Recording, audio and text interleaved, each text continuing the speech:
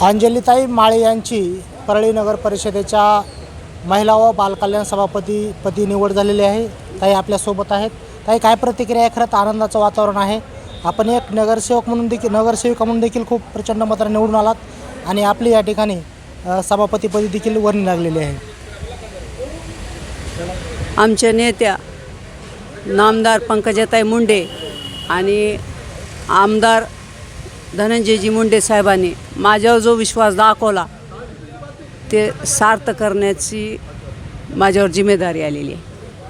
ताई या ठिकाणी आपला पूर्वीचाही अनुभव आहे। महिला व बालकल्याण सभापती या ठिकाणी आपण नगर परिषदेला काम केलेलं आहे। त्याचबरोबर परत तेच पद आपण या ठिकाणी त्याच पदाची जिम्मेदारी परत आपल्यावर आलेली आहे।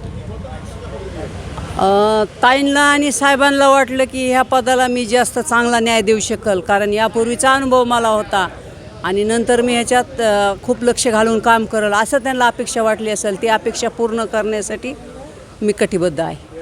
बरं, काय या ठिकाणी त्यांची तर तुमच्यावर पूर्णपणे भाव आहे, तुमच्या कामावर विश्वास आहे, मग त्यांचा विश्वास आपला कसा सार्थ ठरवायचा?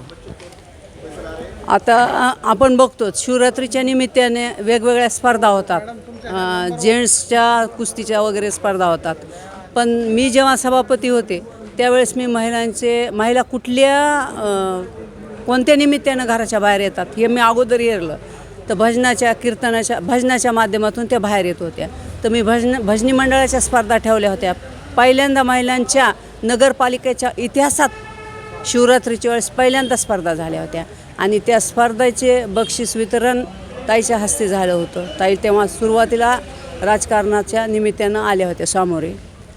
तर म्हणजे महिला कुठल्या निमित्तानं बाहेर येतील हे मी हेरून काम केलं होतं आणि त्याच्यानंतर माझ्या लक्षात आलं की बचत गटाची चळवळ सुवर्ण जयंती अंतर्गत प्रामुख्यानं समोर आलेली आहे। तर महिला कशा इन्व्हॉल्व करता येतील ते बघितलं आणि एकात्मिक बाल विकास केंद्राच्या माध्यमातून अंगणवाड्या, त्यावेळेस मी अंगणवाड्या आणल्या होत्या परळी शहरामध्ये।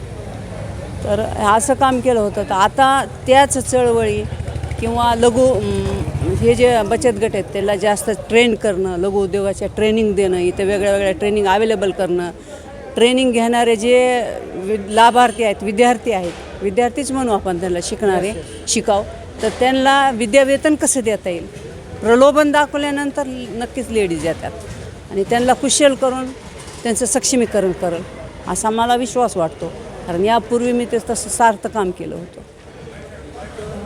तर आज या ठिकाणी निश्चित येणाऱ्या काळामध्ये एक चांगलं काम करून या ठिकाणी मंत्री पंकजाताई मुंडे असतील, आमदार धनंजय मुंडे असतील यांच्या नेतृत्वात आपण निरंतरपणे काम करत असतात।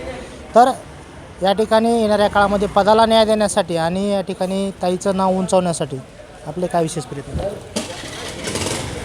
महिलांचं सक्षमीकरण असेल, बालकांचा विकास बघावं लागणार आहे। कुपोषित बालकाचं प्रमाण खूप कमी झालं आहे, पण नवी समस्या भेडसावलेली आहे की मोबाईलमुळं बालकं थोडंसं मोबाईलमध्ये जास्त वेळ चालला आहे।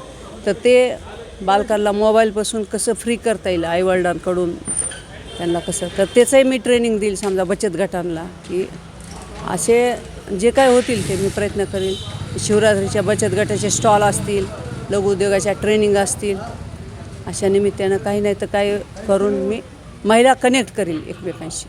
निश्चित या ठिकाणी ह्या होत्या अंजलीताई माळे। या ठिकाणी त्यांचं परळी नगर परिषदेच्या महिला व बालकल्याण सभापतीपदी निवड झालेली आहे। निश्चित येणाऱ्या काळात चांगलं काम करून या पदाला ते न्याय देतील असंही या ठिकाणी त्या स्वतः व्यक्त होत आहेत। कॅमेरामॅन दत्तासह मी श्रीमंत Khandekar, news Maharashtra one channel.